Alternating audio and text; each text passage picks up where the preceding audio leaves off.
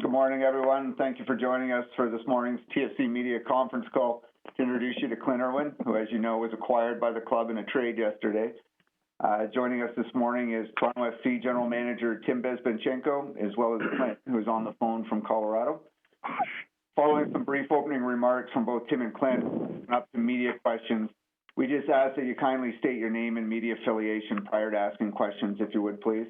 And if you're not asking questions on the call, it would be helpful if you would put your phone on mute. Thank you. I'd like to now turn the call over to Tim Bezbatchenko for his opening remarks. Tim? Thanks, Dave, and thank you, everyone, for joining this morning. We're excited to share the news about this trade as we look to start preseason this week. At the end of last season, we talked about sort of our primary needs of our team, and one of those was our collective ability to defend. And there are certain positions along the back line, as well as that goalkeeper, that we feel like we needed to improve upon. And we've done that already, with Stephen Beidershaw, Drew Moore, and then obviously in the midfield with Will Johnson. But yesterday we were very delighted and excited to be able to acquire from Colorado an experienced goalkeeper, a veteran, an MLS All-Star, someone that knows the league. And we feel like it's one of the last remaining pieces of the puzzle to take our club from being just an MLS playoff qualifying club to a consistent contender, which is one of our stated visions for our club. We explored a number of options at the goalkeeper, both within MLS and in Europe.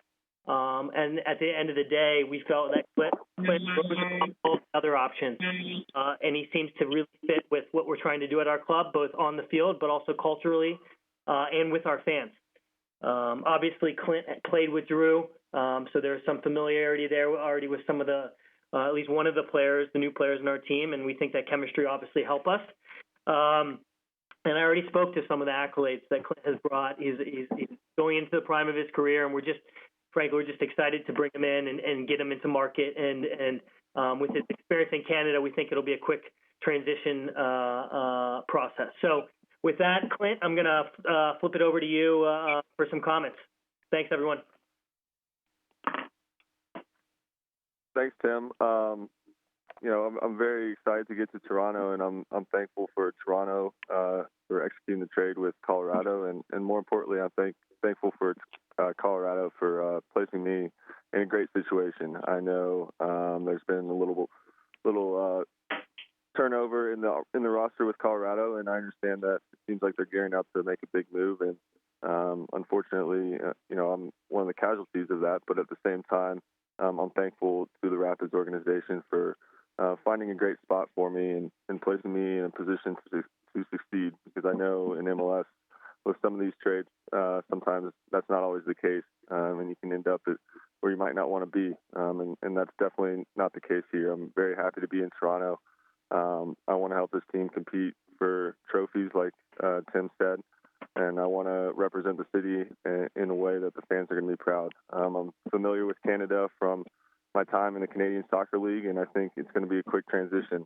Toronto's a great city and a place that the fans are really passionate about their team, and with that comes, high expectations, and I think I'm prepared for that. I'm ready for that at this stage of my career, and I'm looking forward to helping the team in any way possible. Great. Thank you very much, Tim and Clint.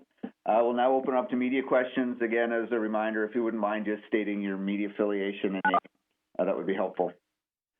Clint, it's Neil Davidson from the Canadian Press. Welcome to Toronto, first of all. I wonder, given what you said, did you expect a move was in the works? You clearly, from what you've written, enjoyed your time in Colorado, and you'd been a fixture in goal. But towards the end of the season, you were on the bench for a few games. Did you anticipate a move? No, I've got to be honest. I really didn't. I had spoken with Colorado at the end of this past season, and there was no real indication that anything was going to happen. I certainly didn't ask for anything to be traded or anything like that, and it comes as somewhat of a surprise. But at the same time, over this past weekend, you kind of see the moves that are being made and sort of speculation that's out there, and I realized that it could be a possibility, and it happened, kind of went down yesterday, and like I said, I'm just really happy that it ended up in a great situation with a great organization, and I'm just really looking forward to getting started. So your life really turned upside down in one day?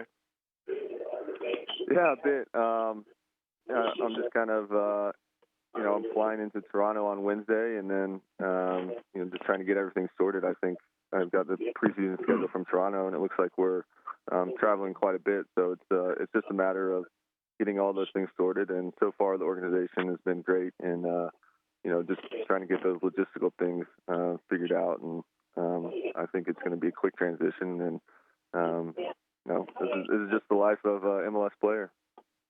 Well, we look forward to seeing you. Good luck. Thank you. Clint, it's John Molinaro from Sportsnet. Welcome to Toronto. How did your time at Capital City help you develop as a player, and what life lessons, if any, did you learn during your tenure in Ottawa? Yeah, that's a great question. Thanks, John, for welcoming me as well.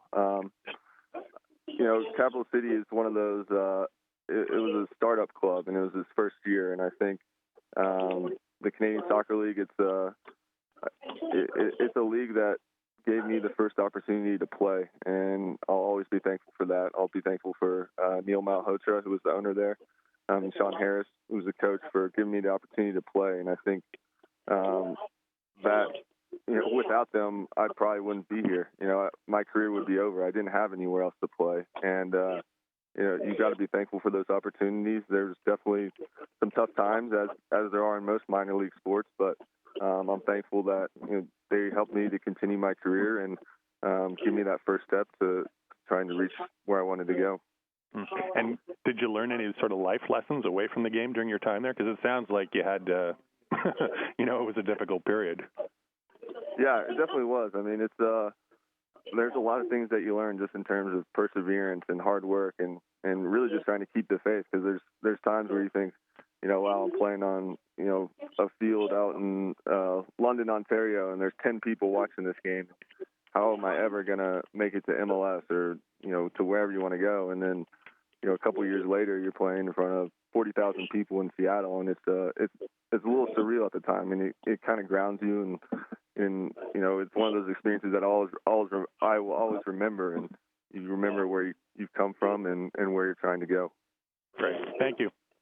Clint, good morning. Anthony Sotera, Red Card. Welcome to Toronto. How important is this preseason for you to get used to the guys in front of you, especially starting on the road for a number of games?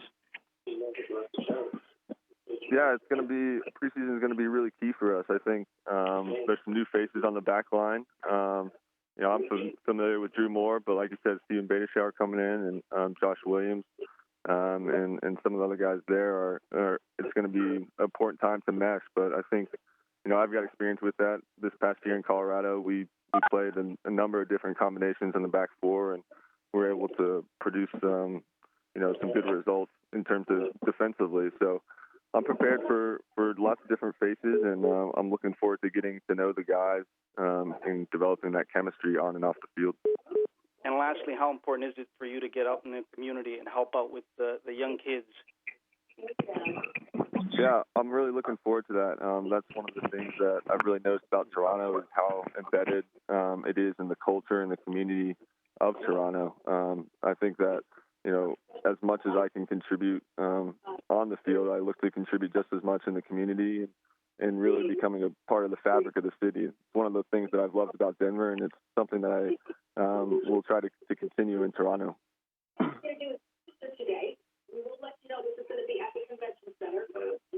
Clint is Kurt Larson of the Toronto Sun. Welcome to Toronto, first of all. Spoke to Drew Moore last night, and he said that you guys at least Skyped briefly. Can you just let me know, some of the things you talked about, maybe the scouting report he gave you about the city? I've talked to him a few times since he signed there, and pretty much everything that he said is just everything is first class. Everything that the club has done for Drew and his wife to get them there has just been above and beyond anything he's ever expected, and I'm sure that's going to continue because so far my experience has been the same. And I think we really didn't talk too much about soccer at all. He's excited for me to come up there, and I said how excited I was to get back up with them. I was he was one of my favorite teammates in Colorado, so I was pretty disappointed when he left. But now to be reunited with him is awesome, and it'll help make that transition a little bit smoother. Tim, how is Clint an upgrade on Konopka and Bendik? How do you see him as an improvement at the goalkeeper position?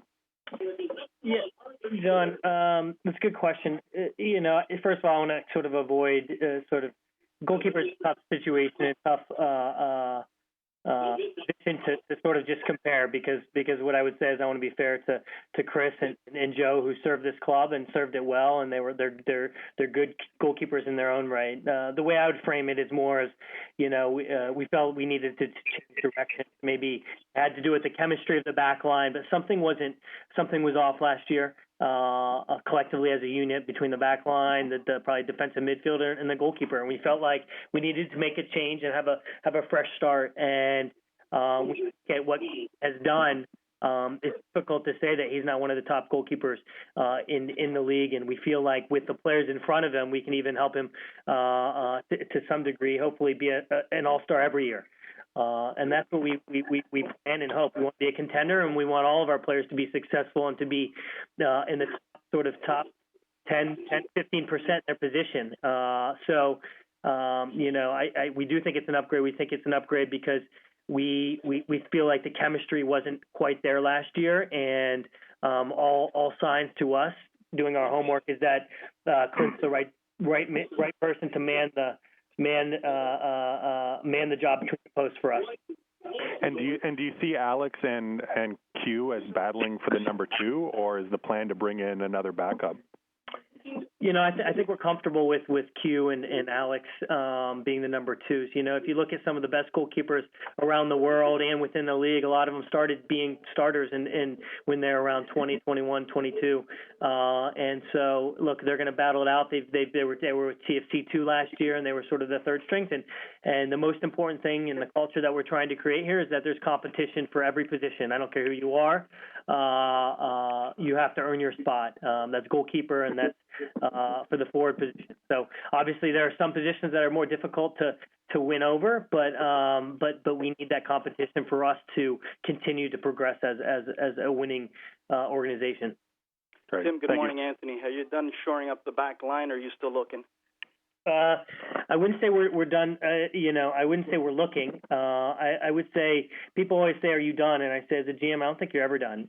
You don't really know how everything will come together until preseason starts. You have to constantly talk to your coaches and to your players to make sure that everything is coming together as planned. So right now, I think we're pretty much done for the time being, but we're always looking to improve.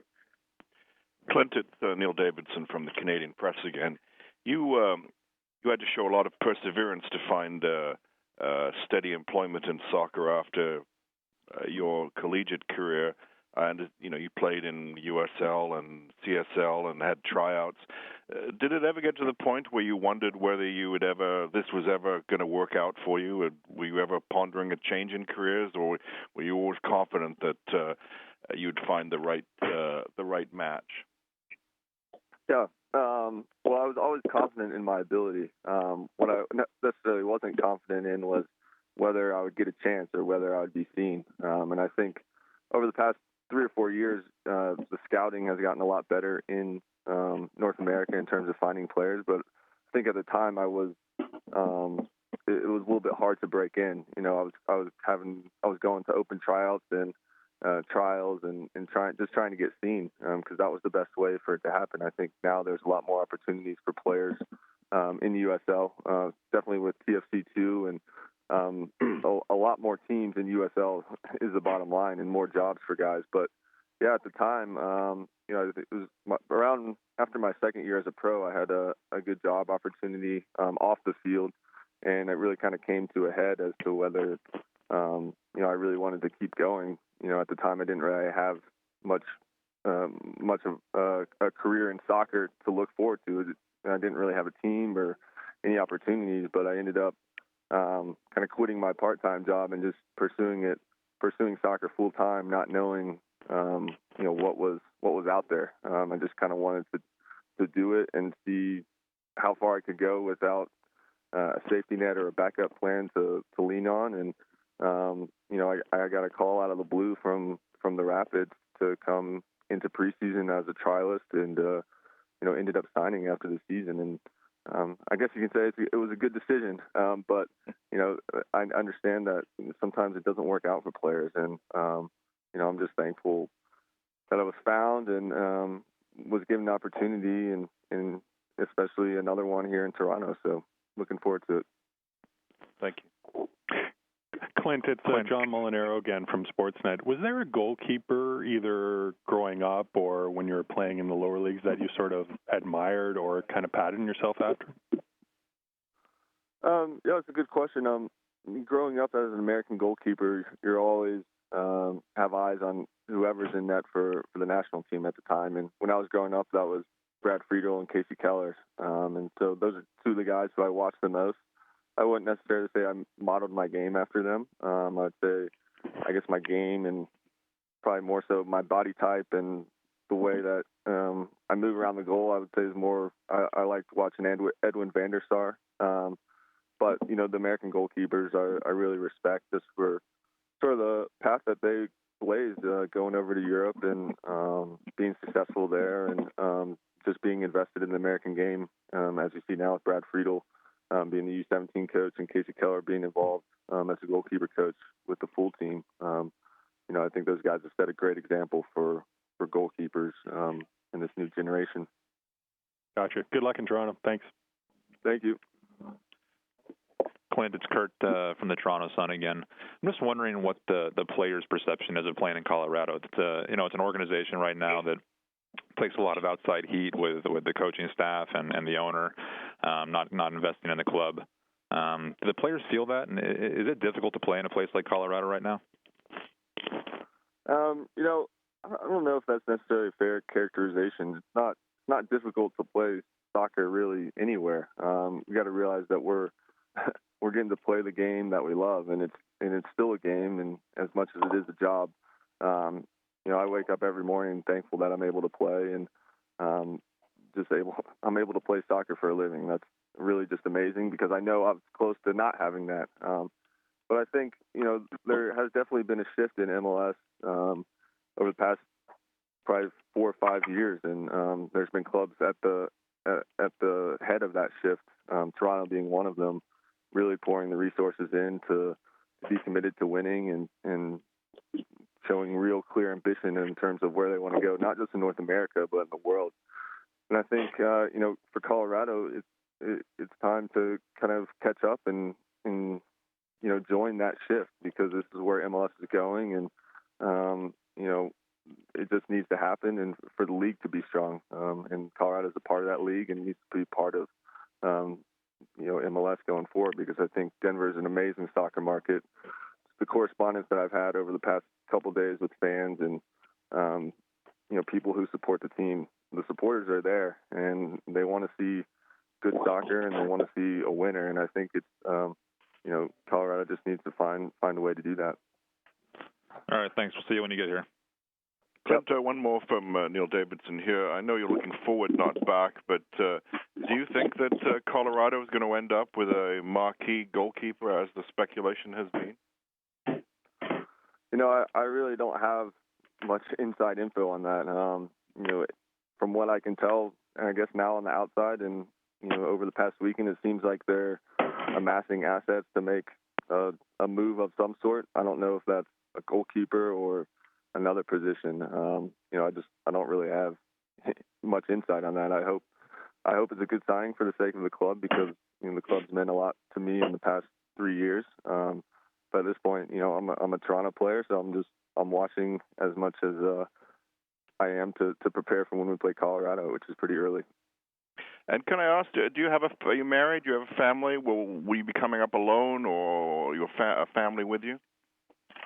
No, just I have a girlfriend, and we're working on getting her up to Toronto. Okay.